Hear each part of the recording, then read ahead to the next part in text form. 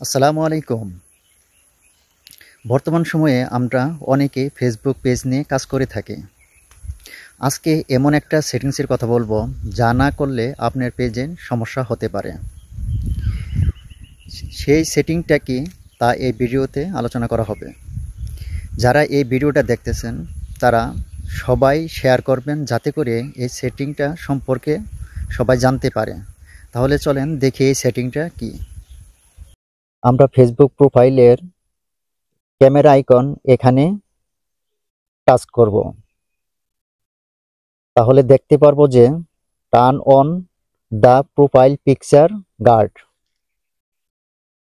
এখানে ক্লিক করব।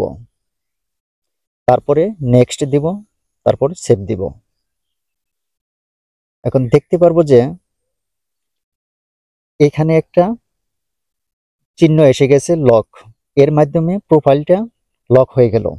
Profile lock হওয়ার কারণে আপনার Facebook profile picture, cover photo বা ফেসবুকের কোনো কিছু আপনি ডাউনলোড করতে পারবে না, এবং কি আপনার ফেসবুক প্রোফাইল স্ক্রিনশট দিতে পারবে না। এটা দ্বারা আপনার ফেসবুক প্রোফাইল অনেকটা সিকিউর থাকবে। অনেকে দেখা যায় যে এই প্রোফাইল পিকচার বা কভার ফটো ডাউনলোড করে নিজেদের নামে আরেকটা আইডি খুলে কাজ করে। এটা দ্বারা অনেক সমস্যা হয়। বিশেষ করে যারা ফেসবুক পেজ নিয়ে কাজ করে তাদের এই সেটিংটা চালু করে রাখা উচিত।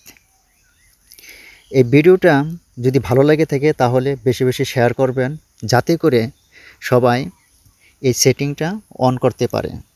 আজকের ভিডিওটা এই পর্যন্তই। আসসালামু আলাইকুম ওয়া রাহমাতুল্লাহি ওয়া বারাকাতুহু।